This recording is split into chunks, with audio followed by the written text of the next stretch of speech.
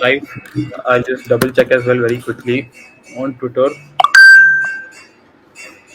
Like a lot of these, like when we started doing these, actually, it was on Twitter Spaces, which is I think Twitter Elon rugged us a lot of times wherein there was a connection error or there was some of the other problem happening, which is why we just decided to move to a stream because one, it's reliable, and second, we get to see a lot of faces, which in this industry is very useful, right? I think it's very apparent and also useful to constantly show up, talk about the same things again and again in a different context as much as possible.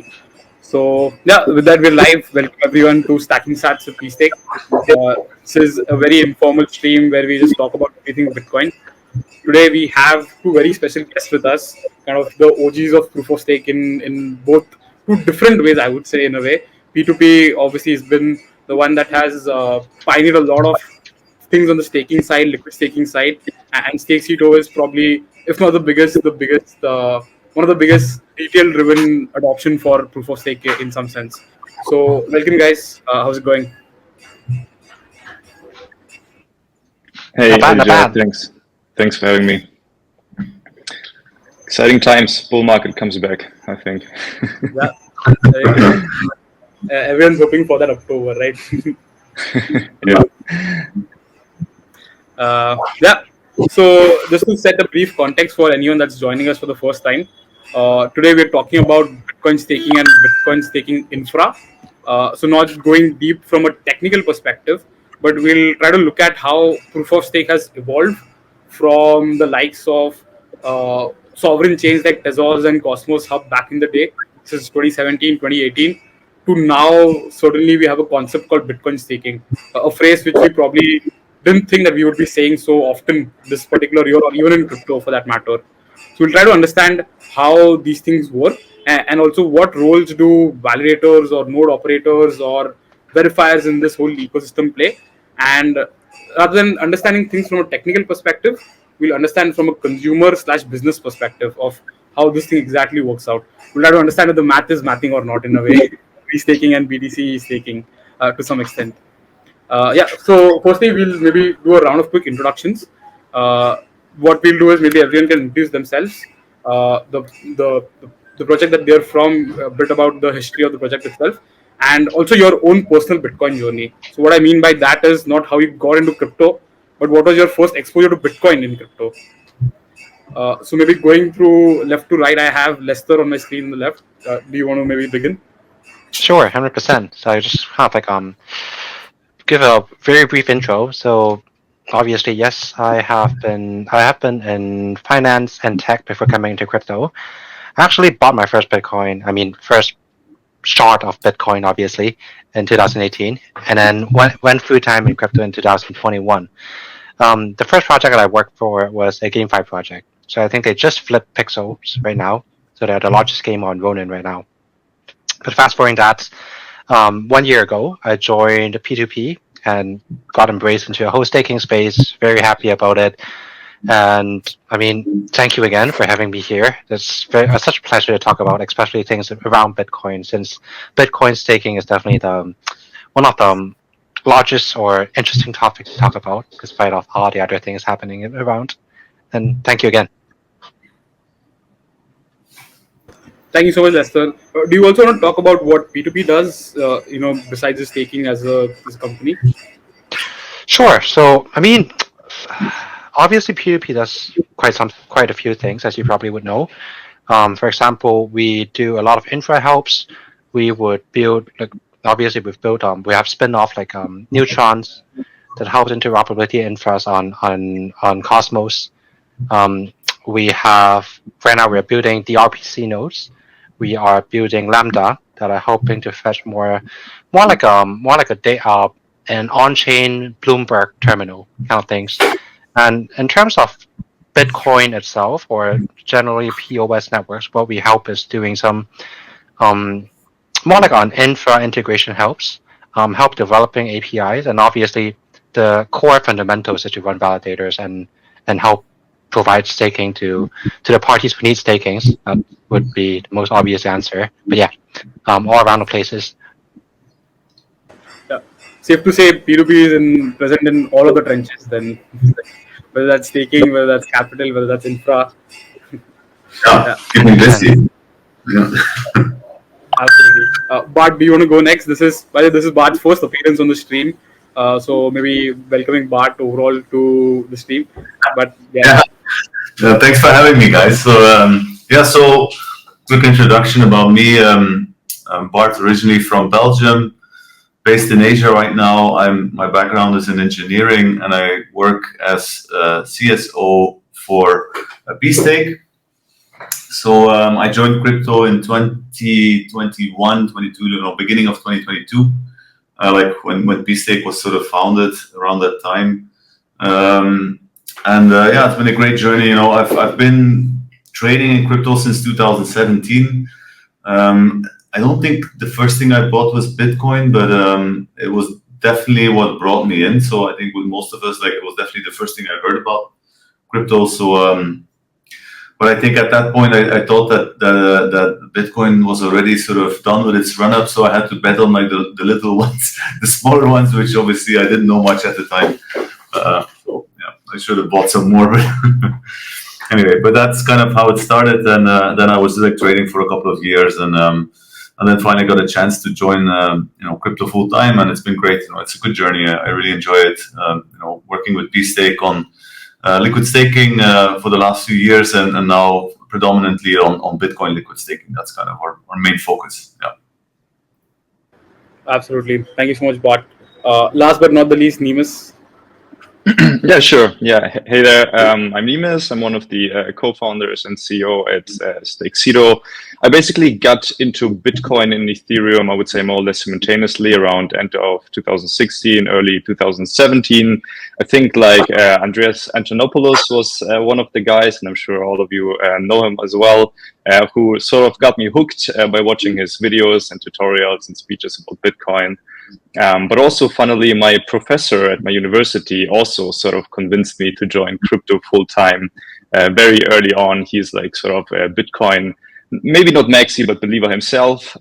So that made it easier for me to sort of move away from what I wanted to do, which was investment banking, to more the crypto side of things. So I started basically by experimenting with Bitcoin, bought my first Bitcoin, I think, on exchanges and something like Shapeshift, also tried Shapeshift. Did a little bit of cloud mining. Maybe some of you guys remember cloud mining. This turned out quite not to be very profitable, to be honest. But from there, I ventured into doing my own crypto startups, and eventually ended up co-founding StakeCito Validator in early 2021. Yeah, I think that's my story. Great. Good journey. Yeah, you were early also. Yeah. Yeah, I mean, definitely not one of the OGs. I think if I, meet people that have been there 2011 to 2012, I definitely see them as OGs. But it's still early enough, I think, to experience a lot of stuff in crypto. Sure. Well, it is definitely early enough. If you zoom out enough, finance is thousands of years old, right? So we're definitely all still early in that relative concept, right? Right. Coming to today, actually, which is the topic, which is Bitcoin staking. Nemus, maybe we can continue with you itself only to maybe give the audience a brief about what BTC staking actually is, and how do you see it as an extension of proof of stake, wherein we've come from the ideology wherein a sovereign chain, which is run by validators, which is run by proof of stake, when participants put capital at stake to verify transactions and keep the security of the chain uphold, to a concept where BTC can essentially replace a chain's native token for that. Yeah, for sure. Yes. So maybe to explain it in my own words, the way I understand Bitcoin staking is that basically a lot of people do hold idle Bitcoins, right? So they don't really use their Bitcoin for anything other than hodling. So Bitcoin staking allows you basically to utilize your Bitcoins by securing any proof of stake chain, and also in a self-custodial way through, let's say, Babylon, for example. or maybe Babylon even being the only one that is doing it that way. And it allows you to basically secure POS chains and earn some rewards for that, right? And yeah, one of the conditions is obviously that the validators have to be honest, like a 2/3 majority has to be honest, otherwise the staked BTC could be slashed. That's maybe one of the only really downsides to that. And from a validator perspective, sort of, or like let's say proof of stake chain perspective, you don't need to pay those high inflation rewards, staking rewards anymore in order to achieve this economic security, but instead you utilize sort of the staked Bitcoin in the system. So I think, that's more or less the way I would describe it. Yeah, absolutely. I think it's very important to note that Bitcoin staking is not Bitcoin the network becoming a proof of stake chain like Ethereum, but rather BTC the asset becoming something that can be staked, which is essentially what you rightly said, making an asset stakeable or rather slashable is what leads to kind of that security aspect. Right. Let's start coming to you. Because P2P has a very rich history in ETH specifically. You've closely seen the move of Ethereum from proof of work to proof of stake. How do you see the Bitcoin staking landscape today? Do you think it is something that's, for the lack of a better word, just a narrative, or do you see that this is how proof of stake evolves?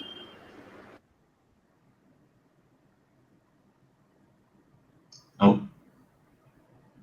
you're on mute, I think. All right. Yeah. Sorry. Thank you. But yeah, I think thank you again for the question. I think the controversy here is kind of huge, since when we look at Bitcoin staking or even proof of stake Bitcoin staking, there's a lot of different ways of staking Bitcoins, and obviously it's hard. But definitely, like if we want to pull it back onto just Babylon itself, I think anything that is being adopted or has been actually adopted before that really happens is always going to be a narrative. It's just a narrative until it's actually being adopted, putting it this way. But the whole concept makes sense. I think the whole kind of like the position of Bitcoin was just basically digital gold, right? And gold in the actual world, it simply acts the same as how Babylon is working, right? You have the gold as reserve. All the monies that are issued right now are basically backed by gold, but the gold is not the actual median that you trade with. So it's basically very similar to Babylon, right? You have the BTC here as the reserve. These are how you prove your security and prove your reserve, but you do not trade with it. You trade with other chains, you use other medians and such. So I think it does make sense. But again, like me thinking that it makes sense doesn't mean anything until it's actually being adopted. So yeah, that's a great line of thought, and what you mentioned also, right? I think it's very true. The easiest kind of explanation for Bitcoin to maybe a non-Bitcoiner or even someone that's not from the industry has been that it's like digital gold, right? But I think what's very interesting is it is becoming much more than that, wherein it's like digital gold, but with yields now, and also maybe a more fairer drop than gold, because you never know where you find gold in the world. But Bitcoin, you for sure know it's only going to be 21 million, and how you find more of these Bitcoin is also pretty known to someone. And that aspect actually bad, because you come also with a lot of expertise outside crypto, right? Like you've worked as a professional career for almost 2 decades now, and seeing Bitcoin evolve as an asset class from a non-crypto perspective. How important do you think yields for Bitcoin is with BTC staking? I mean, I think definitely sort of like this transition for Bitcoin, where all of a sudden you go from an asset that doesn't have any inherent yield to like this additional utility. I think it's very interesting. I mean, we'll have to see how the adoption goes, but for now, what we can tell is that the interest seems to be quite high. Like the last cap from Babylon was filled like almost instantly, within 4 blocks, and then we expect the same is going to happen next time. So I think it's definitely a good evolution. I think having more utility for Bitcoin can only be a good thing. Obviously, for starters, I think we also need like the general kind of public and more sort of retail people to actually start buying Bitcoin and to start sort of we need to see like a new kind of wave of onboarding people. So staking is already like a step beyond that. But like on central exchanges, it's already quite common to like stake your ETH and a few other ones. So I think once sort of like whether it's through Babylon or maybe through other protocols, like when this becomes a bit more easy to execute as well, and I can see sort of more adoption. And why not, right? If people want to keep sort of Bitcoin as a store of value, but they can have like a low risk kind of yield on top of it, I think it's a great thing. So yeah, for me, like looking at it from the outside, I think it's positive. But we'll have to see, as Lester was saying, whether or not it's going to succeed. We'll be able to tell in the next few months to like years, I would say. Yeah. Yeah, from an adoption perspective, I think it'd be interesting to see both Nemus's as well as Lester's view on this, because I mean, it's not like saying that P2P is predominantly institutional or StakeCito is predominantly retail, but you have your, I think, I'd say, moat in these niches in some sort of way. So, Nemus, from your perspective, and maybe if you're speaking purely from a retail angle, do you think BTC staking is what gets adoption for a retail participant to look back into crypto, or it's going to be maybe what we're seeing with EigenLayer and Symbiotic, where it's yield stack on top of yield stack on top of yield, is what maybe gets BTC into DeFi? Yeah, that's a great question.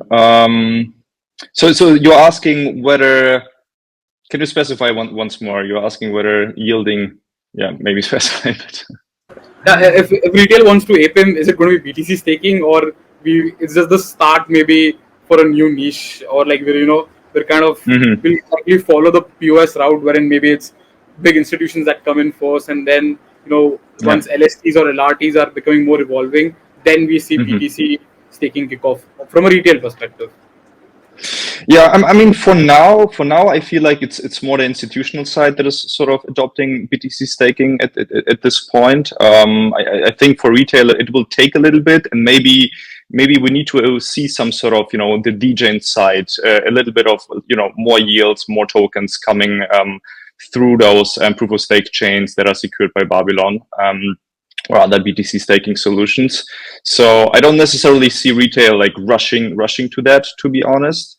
Even though I could also assume that there's a large Bitcoin holder base which could be convinced and could make use for their Bitcoin, because they do sit idle basically, and Babylon provides a really interesting way of using their Bitcoin without like giving it away or bridging it or anything. Plus pSTAKE also with the liquid staking solution on top of it, right? So again, I think right now the institutions are there, and I think retail still needs to come. How it's going to happen, maybe through some more interesting yield opportunities.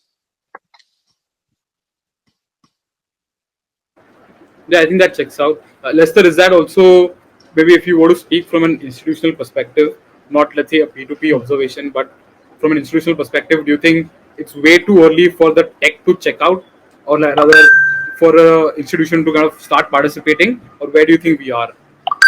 100%. I think I just want to echo on the whole conversation what Nemus just said. I think it's, for now, basically whoever stakes is just for the points, right? It's not actual adoptions. And for anything to make sense, for anyone to actually want to keep the Bitcoin in staking, it all depends on the yield, right? Like if there is yield, even if it's not Bitcoin, as long as there's yield, there's going to be demand. There's no yield, there's no demand. Like right now, there's only points, so we can't tell.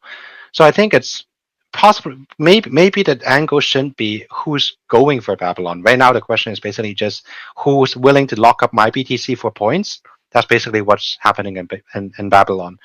What we should be looking at though is which chain is going to be willing to, or has the capacity to actually use Babylon for, I don't know, either security, better finality. We don't know what's the actual driver for them to actually give the yields to the Bitcoin holder, but I think that's the main driver here. It's also a very unique, I think, puzzle game, right? Because from an Ethereum perspective, maybe because it's an easier comparison that way, you either have that you deploy on Ethereum directly, or you maybe be one of the consumers of a restaking protocol like EigenLayer or Symbiotic.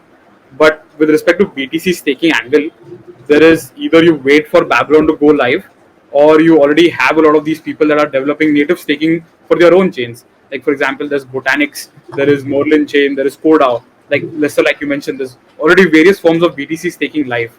So do you guys think that that becomes, is that a feature, do you think, or is that a bug for BTC staking adoption? Because there is going to be multiple explanations or definitions for BTC staking, which is not the case in traditional proof of stake, right? POS works in a certain way because it is meant to be in that particular context.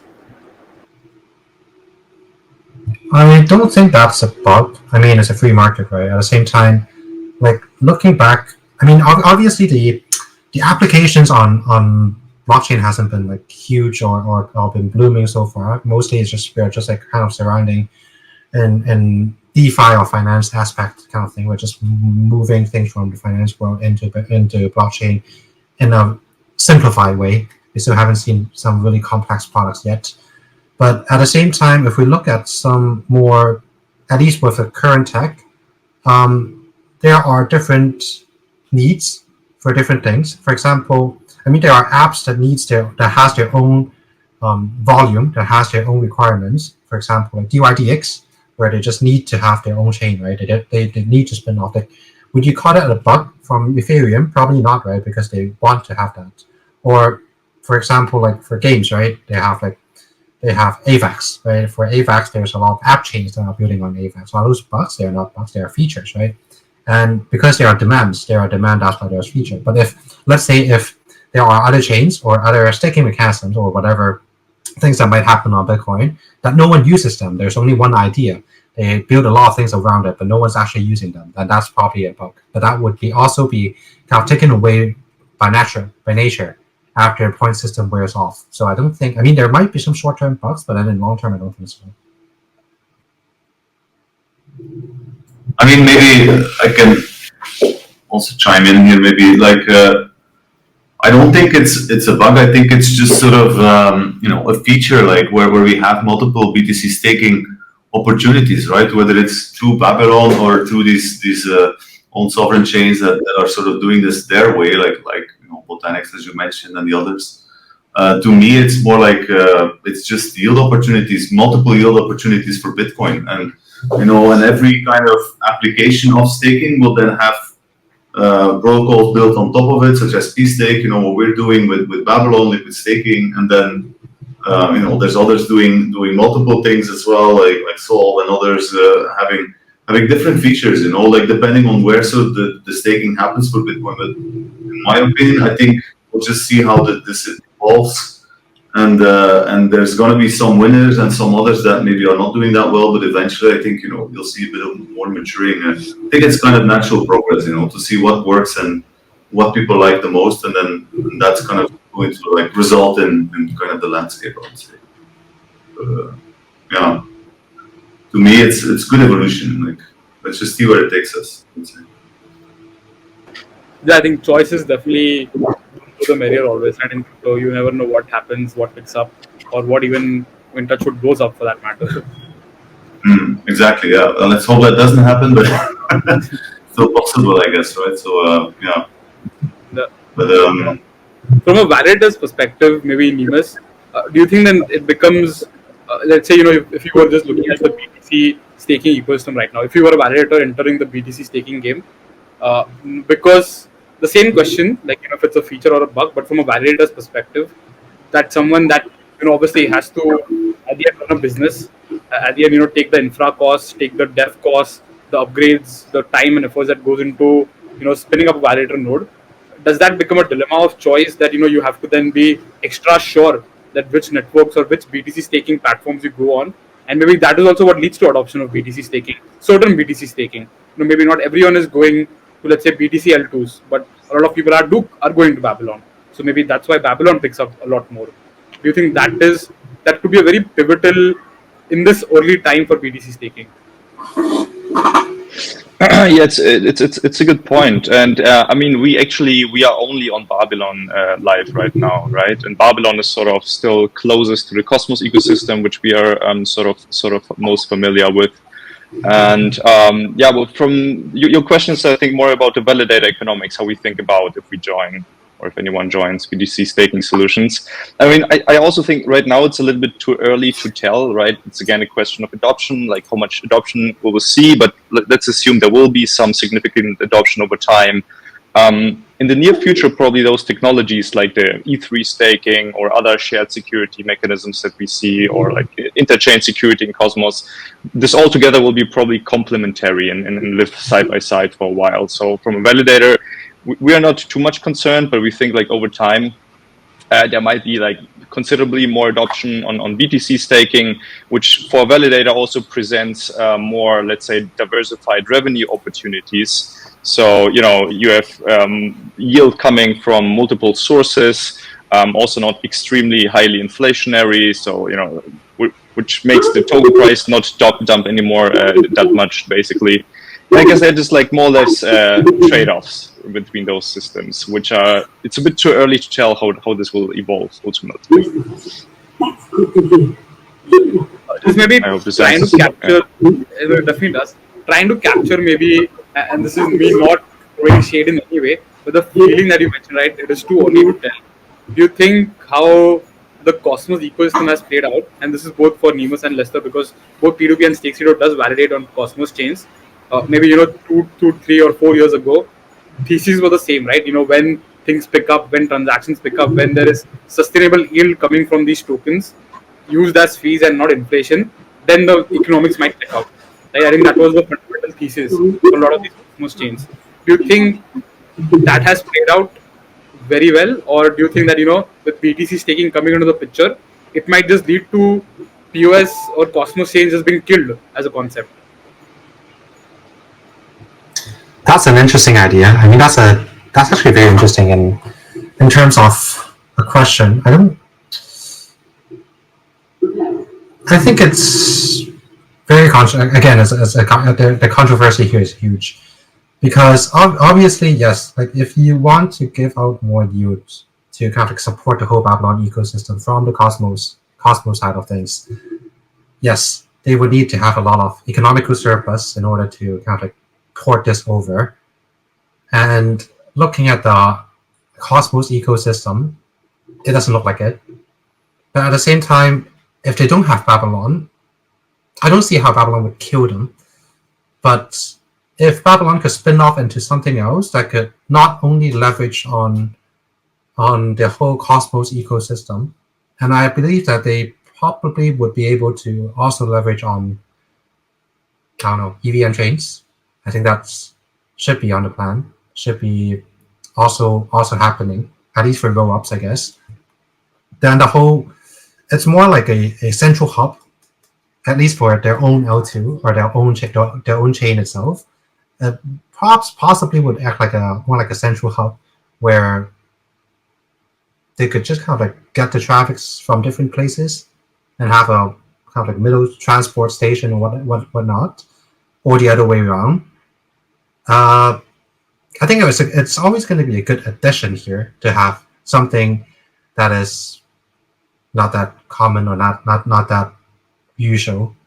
Don't think it would kill Cosmos. I also don't think that Babylon itself would save the whole Cosmos ecosystem. But answering to your question, no, I don't think it's going to kill it. Yeah, I mean, maybe just to add to this, like I'm kind of sort of looking at it, and if if Babylon keeps like adding like more sort of Bitcoin into its protocol, where this has to be restaked like into Cosmos, I think it's a good thing in a way that if a large part of sort of the security can come from Bitcoin, which is a bit more of a stable asset, then some of these chains might actually be better off, so they don't have to rely on their own sort of token and sort of their sort of fluctuality to secure their chain. So I think this hybrid model is very interesting, but of course there has to be a limit to the amount of Bitcoin or the amount of TVL that can be used in Cosmos, because not all of these chains are that big, right? So some of them are fairly small. So then how do they provide like enough yield to these Bitcoin stakers?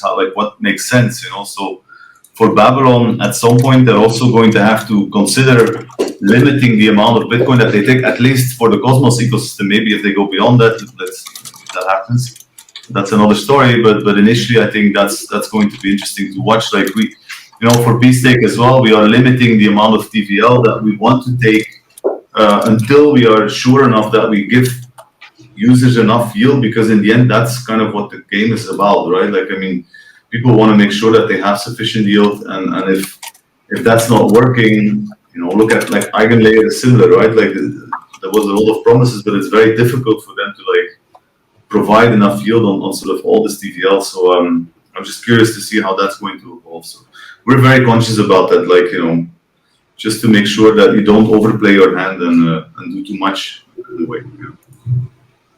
So, yeah, I think that's a great point you bring up, Bart. Not just from a yield perspective, but from a security perspective also, right? Like it is almost become to a question is like whether like is economic security actually just a meme? Because from a very technical perspective on a chain level, you to overcome a chain, or to just meddle with the chain's functioning, you would need a percentage of the supply, right? And that the economic value, the dollar value, doesn't really matter in that case. If you're able to get hold of 67% of a chain's supply, which is staked supply, then only maybe you can attack a chain, or do something that you shouldn't be doing in the first case. So do you all think that from purely that aspect, let's say for example, if a chain has $100 million stake, but the actual cost of acquiring 67% of that chain's supply is not $67 million, but much more than that, because it involves you buying tokens or maybe meddling with a lot of these things. It becomes a social engineering attack as well on a chain. So do you think from that perspective, the whole restaking narrative, or the billions of dollars that is flowing into restaking or economic security, do you just think that's a meme? Yeah, it's a good question, and maybe also a fair point. I think sometimes people do say like economic security is might be a meme or is a meme, but at the end of the day, there's some real assets at stake. So we shouldn't like, just because we never see like real attacks happening within Cosmos. We never saw like malicious like actors taking over like the majority of the chain or something like that. Doesn't mean that it couldn't happen in the future. So especially if you have a lot of value at stake, you should not treat it as a meme only. And that's why all those solutions like BTC staking actually now exist nowadays. And shared security has been a big topic for many years. But yeah, I don't have the right answer. I don't know. I can definitely imagine that BTC staking and for smaller chains, there's a huge benefit of adopting BTC staking instead of like having high inflationary rewards, versus maybe more established projects don't necessarily need it. Maybe there's a more nuanced approach where, again, this hybrid version might be preferred, if that is even possible. do you think it would make things more resilient in like bear markets if they get some of their security from something like Bitcoin? Yeah, in the bear markets, it definitely seems like, right? Because we do see what happens to native inflationary rewards, especially in the bear market. Like the downside pressure is much greater, which can damage the project a lot, or sometimes projects shut down because of that. With BTC staking, you probably don't have the same dynamics anymore, right? You have much less sell pressure and have your more secure asset, and need to pay less for security. So I do see definitely benefit there. Yeah, the question is like how much demand is there for this economic security, so to say. Because I think one thing that if we're looking at it during the bear market and how this is going to benefit to a smaller chain, by moving a security over to BTC and using BTC as a security instead of their own native token, that would further bring their own token prices down, right? The dilemma is there. And during a bear market, that probably would be very harmful. So that's not a dilemma we probably want to look at.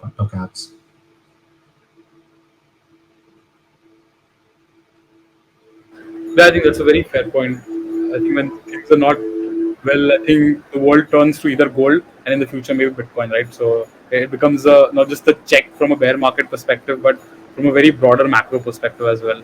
If it is BTC that is securing your chain or your application or anything that you're building. Yeah. Coming to maybe just several models of shared security today. So maybe just taking as an example, let's say all three of you have a brilliant idea for an application, and there are certain ways to launch it today, right? So if you look at three main ways. One is either you deploy on an existing layer 1 chain like Ethereum or Solana. Second is you maybe deploy on a restaked protocol so that you can tap into that ecosystem.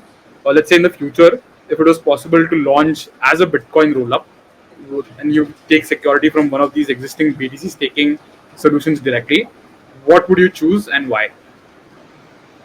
Maybe starting with Bart, you first.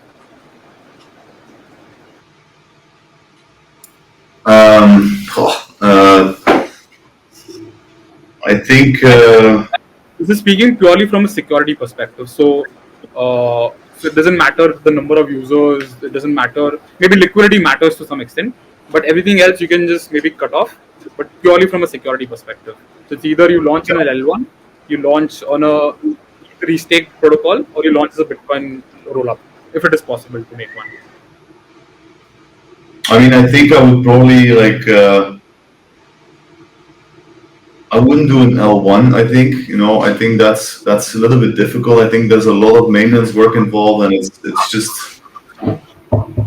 I think it's although I mean it depends as well on what the application is, what you exactly want to do, right? If you want to be completely independent, or if you don't mind sort of a dependency on another chain. But I think having something like restaking to me sounds more of an evolution of staking that makes sense. So where you don't have to kind of take care of it all by yourself, you basically take an asset that it has already its value and is proven as a sort of proven that with its utility for that reason. Then I think it just makes more sense to do that. But I think it's a hard question to answer. Like something hybrid would also be good, where you don't have to sort of pick one or the other. I'm kind of curious how things are going to evolve. But right now, yeah, I would pick something like in the middle, but not sort of the purely proof of stake like layer 1. I think that I wouldn't do. I think that is a bit difficult to. Yeah. Maybe to make the choices even simpler, let's just take the layer 1 launching as a layer 1, or maybe on a layer 1 out of the picture. Just the two options are either ETH or BTC. In that context, what would you choose? Right. I think then I would take Bitcoin.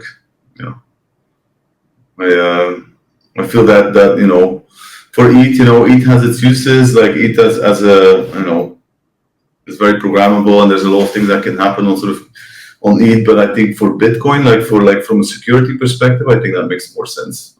That's what my preference would be. Yeah. Got it. Lester, how about you? Same here, same with Bart, but I think the question is kind of sided. Like if you're asking solely from security purposes, and obviously Bitcoin is the only choice here, right? I mean that is definitely true. Then because we narrowed down the question, and then to again maybe add more variables to the picture to make it interesting. If you were to launch an application, a restaked application, would it be your choice be EigenLayer Symbiotic, which is ETH, or Babylon, or these other PEL, or all these restaking applications for BTC? I think that makes it very clear then. Yeah, I mean, on a security perspective, obviously on the Babylon side, it's going to make more sense because obviously BTC is going to be a stronger security layer, right? But if we add everything on top, user base, liquidity, how easy is it to build on top? How easy is it to program stuff there? Then obviously it makes things a lot different there. But at the same time, we also need to see how's the hype of Babylon, how's the hype of Symbiotic, what's the success rate of launching a token there, how well is the token going to sell? There are a lot of factors. But at this point, I think if we combine everything, I probably would go for Symbiotic, since they would have building there probably would have more hype. And if I am a founder and trying to launch my own token and print money out of thin air, then that's probably a more superior choice. But only for security matters, and it really and also obviously also depends on what I'm trying to build there. If it's a very simple money market, then probably Babylon. Secure matters the most. If it's something more complex or something that needs more selling or need people's attention, then Symbiotic probably would do a better job on marketing, like getting my voice out at least, because there's less crowded there. That's a very interesting thought. And, in this decision overall, do you think something like, because we talk about it a lot in this industry, right, which is the word alignment? Do you think that it becomes a trivial choice, or it is something that makes a choice that this is the alignment that I want as a project or as a founder, whether that's the symbiotic alignment, or is it the ETH alignment, or is it the BTC is the asset alignment? How important do you think it would be for the next generation of founders? Because a lot of these people are going to look to launch in these restaking ecosystems, right? Because not just from a user's perspective, because from a capital perspective as well, that's where money is flowing in. Whether that's actual BTC or ETH DeFi, or whether that's VC money as well. So, how important do you think alignment would be, and do you think that would someday just overcome the actual security need of a blockchain or an application?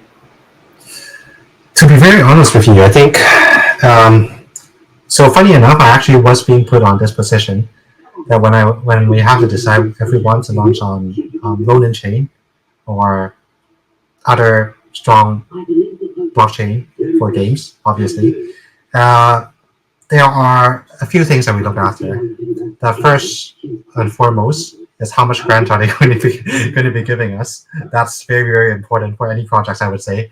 After grants, there are some hard requirements. TPS is going to be one because it's a game, right? TPS, environment friendly, what's the carbon footprints, just like these things that help you raise more money. So economical factors means a lot, I would say. And then obviously user base. How much user can you actually drag into your DApp or your app? I think that's very important as well. Security, yes, but on hindsight, at least back then, we didn't think that much. We think most chains are secure enough. Obviously, there are hacks, but mostly the hacks happens in bridges, not at a chain level, right? Taking over a chain is still very hard to do. At least it's not something that we would think of at this moment. But I guess if any of these, if somehow one chain just kind of got hacked on the chain level, and it's been made like huge news, then I think people would be looking into it, and then the whole sharing security thing is going to, I don't know, go viral, and probably there wouldn't be any other chain tokens anymore. They would just all going to be Babylon tokens.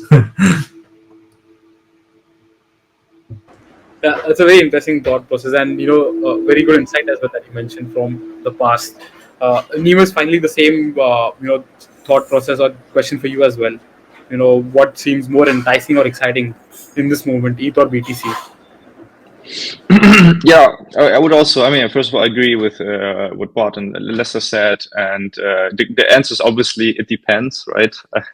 So I think ETH staking sort of is like maybe more suited also when it comes to ETH alignment. When you are a person, that is also has been in the Ethereum ecosystem or is familiar with smart contract development and Solidity and so on. Maybe like ETH staking is just a natural choice, independent from many other factors. Obviously, also the network effect within the Ethereum ecosystem. From the security perspective, as was mentioned, also probably Babylon and BTC restaking over the mid to long term, also depending on how it evolves. But what's also interesting to consider, I feel like Bitcoin is a restaking mechanism, or BTC is almost like a neutral asset, right? And you can launch any proof of stake chain, I guess, also with any virtual machine behind that.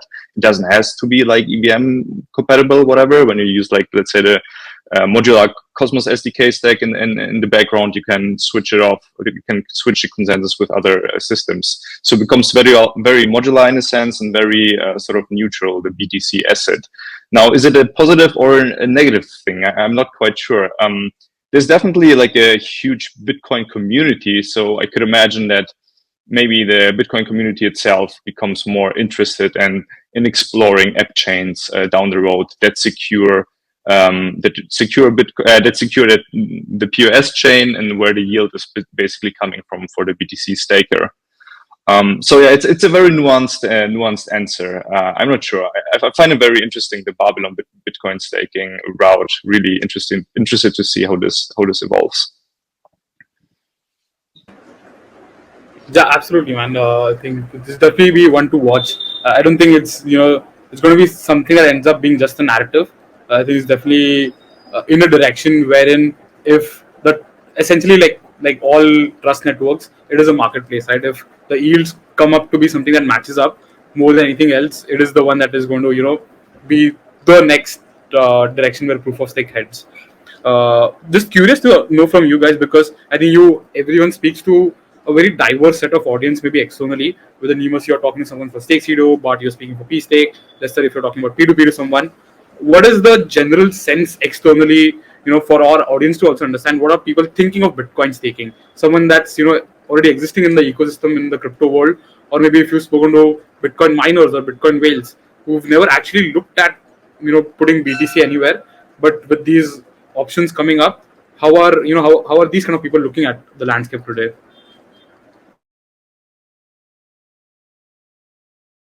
I can go first, maybe. From the conversations that I've had, like I feel that definitely in Asia, like the interest is quite apparent. So I think for miners and sort of larger institutions, especially, sort of, I think they are quite keen on getting some yield on that Bitcoin, because they have quite a bit of it, obviously, and to finally find something where this can generate yield at a relatively, I would say, kind of risk minimized way, that's definitely interesting for them. So they'll participate. I can see that happening. But obviously it would be good if eventually also retail comes in, because personally, I don't think it's the best idea if Bitcoin is held by a few entities or institutions. I think I would really like to see like adoption with like a lot of people, and that they figure out like for example, if you have money and you place it in the bank, that you get some interest. It's the same concept, right? Like if Bitcoin becomes like generally adopted and people know that I can get some interest on my Bitcoin if I park it here, and we make it very simple for them. We don't have to explain also the technical, but that's kind of what it boils down to, right? It's just like some interest on their asset. So that remains to be seen. But right now, sort of the conversations, definitely from an institutional point of view, I think high interest, especially in Asia, I would say. I don't know if what do you guys think, Nemus, or maybe. Yeah, I can take it quickly. It kind of also depends always with whom you're talking to, right? If you talk like sort of to the Bitcoin maxis, they're sometimes really difficult to convince them to do with their Bitcoin anything else other than holding it on a hardware wallet or something like that. But then there are obviously also like the average crypto Bitcoin people that are interested to put it at use, as you said. So they're probably more keen towards doing it. And hopefully there are also the majority of people that are interested in doing that. We'll see. The institutionals, maybe they will just use like a certain percentage of their portfolio, I don't know, 5 to 10%, and play around with those things. And depending on what blows up, on what doesn't blow up, maybe it gets some more adoption. And so I think there will definitely be a lot of interest going forward, but there also needs to happen a lot more education. I guess it's still like in the very, very early stages, so to say.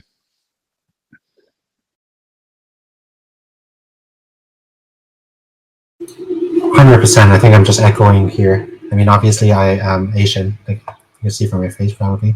And the Asian institution market is very strong about Bitcoin, since there are a lot of miners here, there are a lot of institutions holding Bitcoins, and the whole Bitcoin staking thing is 0 to 1, right? I mean, from 0 to having 0.5% yield, that's already a lot, and obviously that would arise some interest for them.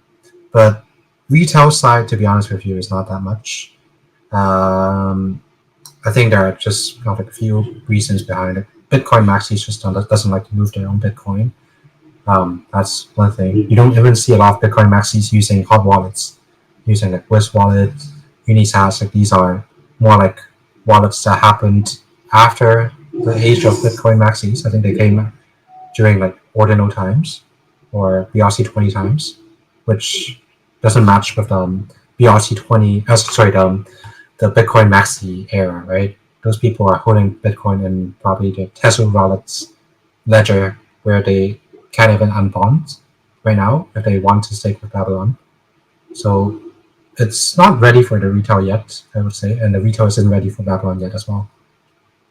But only for these, and only given like these these current factors. But once there are more attention on the retail side, and let's say they add more support on for example, Ledger users on Ledger can actually send and bond transactions, and that could be something that could drive retail in more education. But yeah, for a Bitcoin maxi, it needs some education, I would say. Yeah, that's very true. I think they come from a very different crypto cycle as well, right? I think it's a cycle of when the terms like hodl, we're all going to make it. All these were the very common, or that's where the ideology maybe is engraved, that what you need to do, like Nima said, people just want to hold their Bitcoin. They don't want to do anything because they've seen Bitcoin grow in itself against every other asset class in the world. So they don't want to do more right now. So it's definitely about a lot of education and not even to an extent convincing that this is what is the natural progression for crypto, and this is maybe beneficial for everyone, including you and the BTC that you hold itself too. It'll definitely be interesting. I think there's like Nemus also mentioned, like there's also, I think there's a lot of retail interest because we are seeing first time that we are seeing DeFi applications that are doing the A to Z's of crypto that have launched as a new project in the past, which is the testnet, the mainnet, the questing, all those things, but from a BTC perspective, right? And I think that is driving a lot of these, you might call them airdrop farmers, but they are also very valuable or very important to the industry, right? Because these are the ones that stress these applications to a large extent, but also the actual users, which are being motivated or incentivized to actually buy BTC and then put that to DeFi because they just want yield. So I think that's also a net positive for adoption of these things. And I think we touched upon it in the beginning, wherein we see institutional adoption or institutions being more into it right now. But I think there's definitely a retail rally yet to have on all BTC ecosystem projects.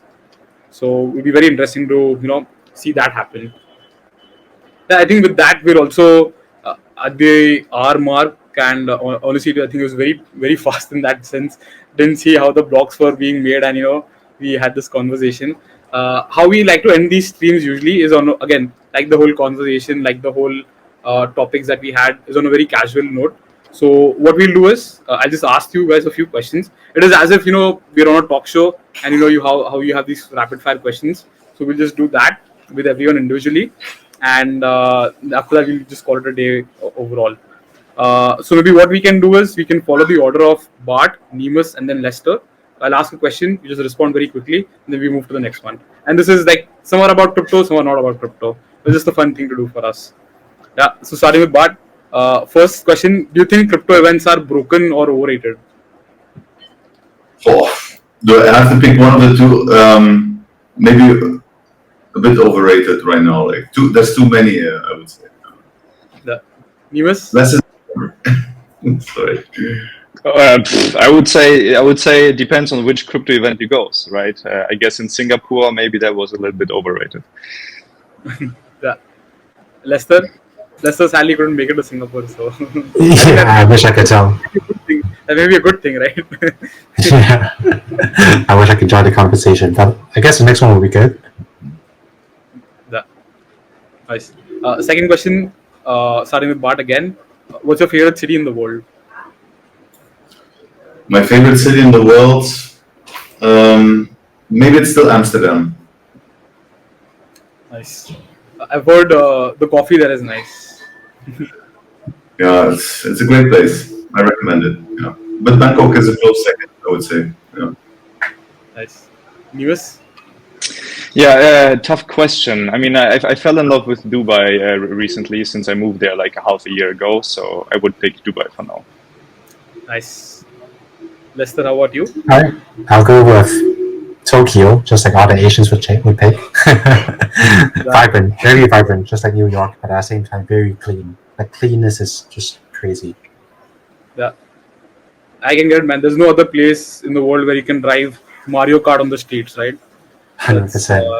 Definitely a big one. Yeah. Next question, Bart again. What are some sports you enjoy? I like surfing and diving. Actually, I don't do enough of it, but I mean, other than swimming and the basic stuff. But if I can pick, then surfing and diving. Bart likes liquidity. That's why he's in the Bitcoin. Yeah, true. exactly what I did. Like it liquid. Nimas, how about you? Yeah, that's funny. I also love the water a lot. So I'm actually a professional swimmer. I used to be a professional swimmer, and also I like free diving. So it's kind of similar to Bart. Nice. Lester? Wow, that's pretty insane though. Free diving. Who would think of that? That's respect here. Hats off. I do boards, like anything that is board related. But that's basically the same. The first question that I asked the specialist, like, am I still going to be able to play anything on the board? And they're like, yeah, most likely after 6 months to 1 year, I will be able to play. That's nice. That's nice. Next question. Do you think Satoshi is still out there? If yes, are they, he or she, active on something like crypto Twitter? Starting with you, Bart. I don't think so, to be honest. I don't think. No. I would love to be if that's the case, but I love it. Nimas? Yeah, I also don't think so, but I don't know if Satoshi is alive or not. So maybe he just disappeared and decided not to be active anymore. But I don't know what his or her fate was. So I don't know. Yeah, I'm same here. Like, I can't tell if he's alive or not, but I'm pretty sure he lost access to his account. Like, I don't think there's one single human being who could kind of like resist on the amount of BTC that he has on the wallet and not move it for so many years. I don't think that's possible at all. Yeah. I think funny enough, I mean, obviously it was not Halfini, but one of the wallets that was linked to Halfini, it saw like movement for the first time since 2009. I mean, this was actually today that happened. It's supposed to be accredited to his family, but still very interesting. I think when such things happen in general, especially after what it's been 15 years now, very interesting. Yes, Mystery. that's what I thought as well. I think the day any of these the Satoshi wallet moves, I think we have a field day on Twitter for sure. If that happens. Yeah, finally, I think this is only specific to Nimas and Lester. From your point of view, what's this is from StakeCito as well as P2P. From your point of view, what's the most exciting network you are currently validating on?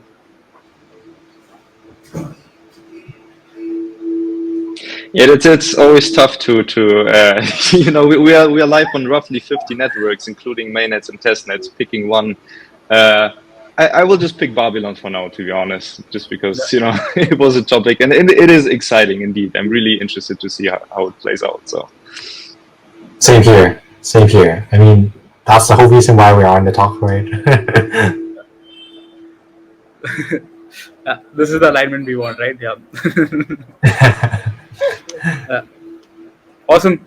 All right. And with that, I think we'll call it a day. Thank you so much again, Bart, Nimas, and Lester, for taking the time to speak with us today. We've talked a lot about Bitcoin staking from an infra perspective, from an alignment perspective, from a shared security perspective, as well as if it makes sense in the first place or not. We'll be sure to kind of put this out on all of our channels for everyone to have a look at later on. I think we'll definitely do get a lot of audience that tune in live, but as well as people that watching later on. And yeah, I think that's pretty much it. Thank you everyone for joining Stacking Sats with pSTAKE. We'll catch you in the next one and stay safe. Bye. Thank you. thanks so much. Bye bye. Bye, guys.